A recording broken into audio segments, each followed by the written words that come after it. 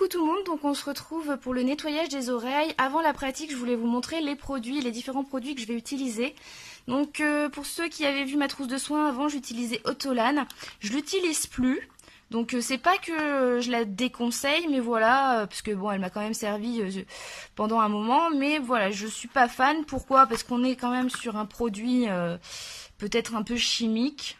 Voilà, je sais pas trop ce qu'ils mettent dedans. Ce qui me gêne le plus, c'est le parfum. Elle est hyper parfumée. Et vu que moi ça m'entête, j'imagine même pas ce que ça fait au furet, ça doit être assez entêtant.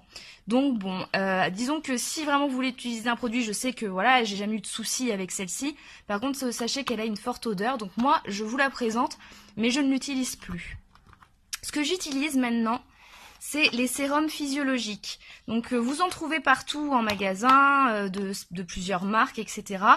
C'est vraiment pas mal parce que alors là, vous savez que ça va pas faire de mal du tout, ça nettoie bien. Donc ça sert en fait à mettre à l'intérieur de l'oreille. En plus c'est facile, je trouve, parce que le petit bout est vraiment facile pour mettre à l'intérieur.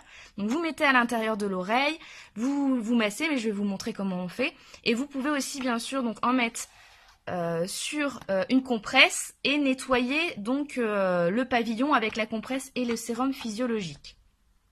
Si vraiment vous n'avez pas de compresse, vous pouvez utiliser des cotons, je l'ai eu fait aussi, mais bon là on essaye de présenter au mieux, donc voilà, le coton peut laisser quand même des petits dépôts ou se disloquer un petit peu, pas la compresse, donc la compresse ça reste quand même mieux. Donc voilà les deux principaux.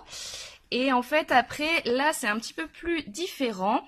Le fameux coton-tige. Alors je sais que certains diront il faut surtout pas utiliser de coton-tige. Moi je dis c'est pas forcément vrai. En fait le coton-tige doit être utilisé seulement pour le tour de l'oreille, c'est-à-dire le pavillon. En aucun cas on l'approche du trou, de l'orifice de l'oreille du furet. Donc il faut que vous soyez sûr de vous. Donc à éviter quand même, si déjà vous avez peur, ne les utilisez pas. Et en fait aussi, il faut avoir confiance en votre furet, savoir que vous le maintenez bien, que voilà, il bouge pas trop, qu'il se laisse faire. Parce qu'avec un coup un peu rapide, si vous vous approchez du pavillon, enfin de l'orifice, je veux dire, bon, ça pourrait être un peu dangereux. Bon, après, faut en vouloir quand même pour enfoncer un coton-tige dans l'orifice de votre furet. Mais voilà, moi je sais que je vais vous faire en fait deux exemples. Donc on va faire d'abord Garus, qui a les oreilles très peu sales, et donc du coup on va juste utiliser le sérum Phi. Et j'ai Ose qui a les oreilles un peu sales, vraiment au niveau du pavillon, lui. C'est comme ça, elles sont sales. Pourtant j'ai été voir le veto, on l'a soigné, mais je crois qu'il a rien en fait, c'est juste qu'elles ressalissent assez vite. Donc du coup on va utiliser le coton-tige pour le pavillon avec de l'huile de coco. Voilà, donc pas à l'intérieur hein, de l'oreille, mais juste pour nettoyer le tour. Donc on va faire ça, je vais vous montrer ça. Ce que je vous conseille, c'est de bien vous laver les mains avant, c'est quand même mieux. Il faudra bien vous les laver après, mais vous verrez pourquoi. Et puis, n'hésitez pas surtout à maintenir, je vais vous montrer comment on maintient le furet, mais il faut le maintenir vraiment fortement et fermement, parce que au moindre mouvement, en fait, il va vous échapper. Et autant, bon, c'est pas très grave s'il vous échappe alors que vous êtes en train de mettre du produit, parce qu'il va vouloir s'en aller. Mais voilà, si vous utilisez le coton-tige, c'est hors de question, il faut vraiment être sûr de soi et maintenir correctement. Voilà, tout de suite on passe à la pratique. Donc nous voici avec Garus, donc comme vous le voyez, je le maintiens fortement donc par la peau du cou, ça lui fait pas mal. Il faut vraiment que ça soit ferme pour pas qu'il s'échappe. Donc vous écartez les poils et vous regardez à l'intérieur des oreilles. Voilà, donc lui vous voyez, c'est vraiment pas très sale. C'est vraiment plus pour vous montrer et pour l'habituer. Donc il va certainement se débattre, peut-être même pleurer, mais il ne faut pas se laisser avoir. Donc ici vous voyez, j'ai préparé la compresse qui va me servir pour nettoyer le pavillon, après que j'ai mis des gouttes dans l'oreille. Donc tout de suite on va lui mettre des gouttes. Donc je maintiens, j'écarte les poils, je vise bien le trou et j'envoie. Alors attention, voilà, donc vous voyez, il pleure, mais surtout c'est pas grave. Donc on masse, vous massez bien comme il faut. Voilà, ça fait des bruits un peu dégueulasses. Vous voyez déjà que ça commence à faire ressortir du marron. Voilà, donc on masse bien. Hop. De toute façon, quand ce sera fini, normalement le furet comment dire, il va se secouer lui-même. On passe à l'autre côté. Alors moi, j'aime pas ce côté parce que je suis droitière, donc forcément c'est moins agréable. On écarte bien les poils. Hop. Je suis pas sûre que ça y ait été parce qu'il se débat beaucoup. Si vous n'êtes pas sûr, vraiment en plus avec le sérum, alors là c'est sûr c'est bon. Donc on remasse. C'est pas grave Garus, ça va aller. Vous pouvez bien sûr donner une petite friandise après. Voilà. On masse bien.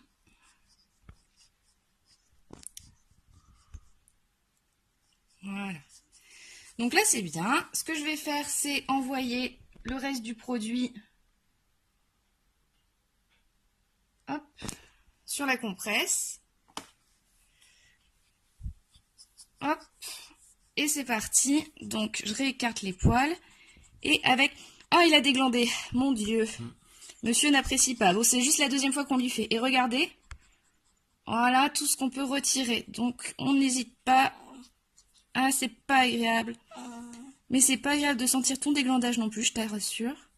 Donc voilà, on essaye d'aller un peu partout. Comme je vous ai dit, si vous êtes sûr de vous, comme on va le voir avec Os, où c'est vraiment crade, on va prendre le coton-tige, parce que vous voyez, il y aura des petits endroits que j'arriverai peut-être pas à atteindre avec la compresse. Vous pouvez bien sûr essayer de faire des petits bouchons avec la compresse, monsieur n'est pas content. Hop, il en a marre. Et il pue énormément, c'est sympathique. Voilà, donc comme ça, et on fait l'autre côté. Oh, on est gâtés. Ouais. Il est en train de... comme si ça le grattait. Voilà, regardez. Hop. Comme quoi, quand même, il y en avait un petit peu besoin. Je vais pas vous faire les 3 furets. Pixie, c'est la même chose. Je dois avouer que les femelles sont un poil plus compliquées. Pourquoi? Parce qu'elles ont les oreilles encore plus petites. Faut être encore plus minutieux. Voilà. Et il apprécie pas ça. Voilà. Donc, vous voyez, c'est quand même beaucoup plus propre. Et regardez, on a quand même enlevé pas mal de orange, en fait. Voilà. Donc, voici pour Garus. Donc, on va passer à Ose. Voici la préparation pour Ose, exactement la même chose. J'aurai des compresses, j'ai le petit sérum doux vert, sauf que j'ai préparé les cotons-tiges et l'huile de coco pour faire le pavillon un petit peu plus en détail. Donc n'oubliez pas, hein, on maintient correctement, le furet doit être plutôt calme et ne le faites surtout pas si vous n'êtes pas sûr de vous. On attaque tout de suite avec Ose. Donc même position, moi je le mets comme Garus sur les genoux. Je maintiens fortement au niveau de la peau du cou. Alors ça commence bien, monsieur n'est pas d'accord. Donc, vous voyez, alors chez lui, j'espère qu'on voit bien, c'est quand même super crade. Alors, je retourne voir le veto là pour Garus, donc je redemanderai un autre avis de veto. Mais lui, c'est vraiment dégueulasse. Donc, on commence par la même chose, c'est-à-dire, on envoie... Alors, ça commence bien. Alors, il pleure aussi. Voilà, bon. Il n'est pas content, vous inquiétez pas. Alors, regardez déjà, ça fait du jaune, un truc de malade. J'aimerais bien... On va essayer de masser.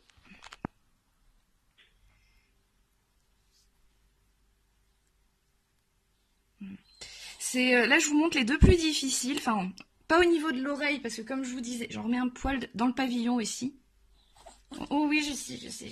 Alors là, vous voyez, je peux vous assurer que je suis obligée de vraiment maintenir fortement, parce que sinon, là, le furet, il est à l'autre bout de la pièce. Donc, on masse bien. C'est bien, mon chéri, t'es courageux. N'hésitez pas, voilà, à donner des mots gentils. Si vraiment votre furet ne tient pas en place, faites des pauses. Et essayez bien sûr de l'habituer à son plus jeune âge. Donc voilà, on va juste passer grossièrement une première compresse pour essuyer le gros, comme on dit. Parce que lui, c'est vraiment crade. Voilà, c'est bien. Vous voyez, hop, j'arrive pas... C'est vraiment cracra. Hop, mais bon, on y va en gros, c'est pas grave. De toute façon, je vais refaire correctement le pavillon. Mais vous voyez, si vous n'êtes pas sûr de vous, on va dire que c'est quand même pas mal. Enfin, après, ils auront toujours un peu de sébum, c'est normal. Hein, c'est comme les êtres humains et tout, ils en ont besoin.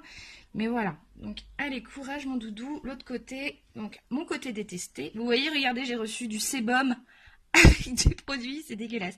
Faites ça avec des vieux vêtements, hein, ne faites pas ça dans votre super robe de soirée, sinon vous n'allez pas être déçus. Donc, moi, je suis pas à l'aise avec celle-ci, donc n'oubliez pas, on écarte les poils. On n'hésite pas à se mettre dedans, et là, on y va forcément. il faut vraiment maintenir fortement au moment où vous envoyez la goutte parce que ça va bouger. Ah là là, il en a eu. Ouh là là là. Je sais, je sais. Je le laisse un petit peu s'ébrouer, vous voyez peut-être pas. Parce qu'il y avait beaucoup de produits. On masse.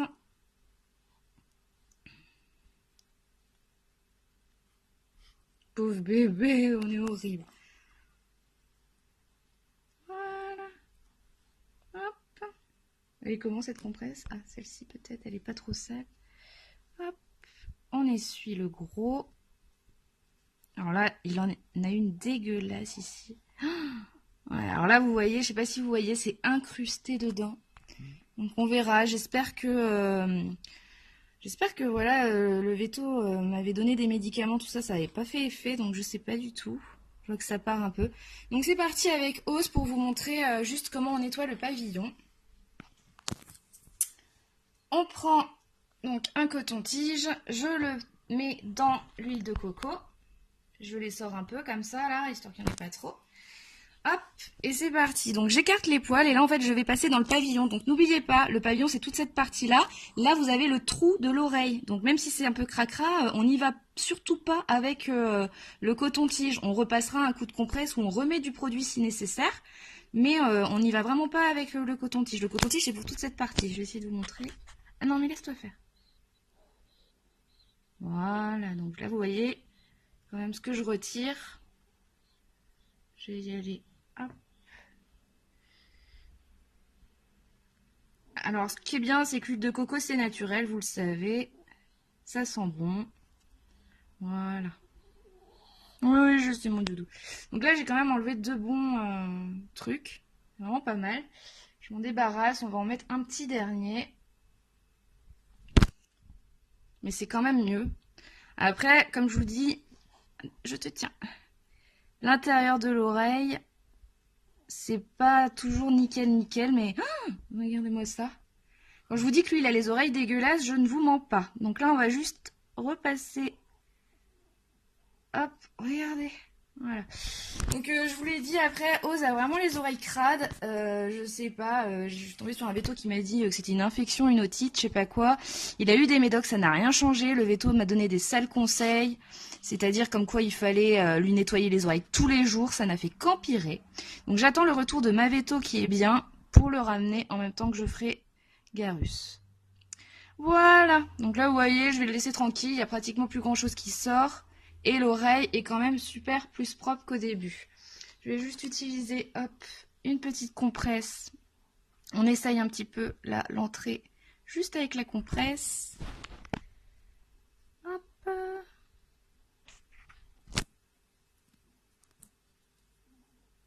Je sais, ça gratte.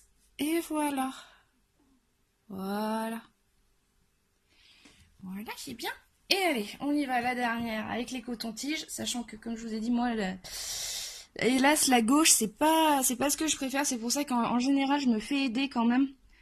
C'est mieux s'il y a quelqu'un qui peut maintenir, faut vraiment que la personne ait confiance, hein. Faut vraiment, mettez-vous dans le rôle que vous préférez, soit maintenir comme un barbare, parce que je sais que l'autre fois, quand je tenais un peu comme ça ma furette, on m'a dit, oh oui, ça me fait de la peine et tout. Je vous assure, vos furies, ils vous en veulent pas, parce que déjà, ils voient bien que vous n'êtes pas en train de les réprimander, vous êtes juste en train de vous occuper d'eux. Donc voilà. Donc c'est parti, on y va. Allez, courage, Ose. Alors, en plus, il doit sentir que je suis moins... Alors attention, quand il rebouge, on n'hésite pas à se repositionner. Là, j'essaye de... Est-ce que tu peux me montrer, s'il te plaît? Voilà, j'essaye d'appuyer aussi au niveau de son cul. Parce que il a tendance à remuer même à ce niveau-là. Donc j'essaye, vous voyez, d'être comme ça. Voilà, pour essayer de le maintenir au mieux. Donc c'est parti. Oh oui, je sais. Alors j'ai horreur moi aussi de... Voilà. Bon. On fait ce qu'on peut. Bah on voit rien. Je fais ce que je... Voilà. Ce que je viens de retirer. Quand même. Hop. On fait l'autre. Et je sais pas, j'ai vraiment plus de mal avec la gauche, surtout l'oreille de Ose. Je pense que soit il sent que je suis pas à l'aise, soit elle est vraiment plus crade, ou il a vraiment un petit souci avec son oreille gauche. Pourtant là, vous voyez, je suis bien dans le pavillon. Donc quand vous êtes dans le pavillon, j'attends que le focus se fasse. Quand vous êtes dans le pavillon, voilà, vous êtes tout en haut, n'hésitez pas à faire tourner le coton-tige pour ressortir des choses complètement abjectes. Hein. Après, je le redis, j'ai pas envie d'avoir de soucis. Si vous n'êtes pas sûr du coton-tige, vous ne le faites pas. Moi, je sais que voilà, je le fais. J'ai confiance en mes furets. J'ai confiance en moi. Donc, je sais que, regardez, là, on dirait que je suis peut-être dans le trou, mais le trou, il est là. Hein, d'accord. Donc, vous voyez, je vais vers le haut. En aucun cas, je suis dans l'orifice de l'oreille. Voilà. Donc là, je vais refaire un petit dernier coup. Et je pense qu'on va pouvoir lui foutre la paix. Donc, je vais essayer d'atteindre ce côté que j'ai pas trop fait. Donc vous tournez, vous allez dans les petits recoins et voilà. Vous voyez là, il y a pratiquement plus grand chose. Enfin, parce que comme je vous ai dit, ce sera jamais du 100% propre. Donc vous inquiétez pas plus que ça. Et hop, oui j'ai fini, j'ai fini. Oui, j'en ai marre. C'est juste essuyé là, t'as fait le plus dur Coco. Voilà. Avec la compresse, on essuie. Et voilà le travail. Je sais pas si vous verrez la différence. Nous, en tout cas, on la voit. Donc, bon, bah là, c'est noir, c'est normal, c'est le trou de l'oreille. Hein. Oui, mais de l'autre côté. Mais le pavillon est propre. Voilà, donc j'espère que ça vous a aidé. Comme d'habitude, si vous avez des questions, n'hésitez pas à donc les poser en commentaire. Et puis, j'espère que ça vous aidera à le faire. Et puis, n'oubliez pas, si vous n'êtes pas sûr, vous ne faites pas le coton-tige. Allez, salut tout le monde!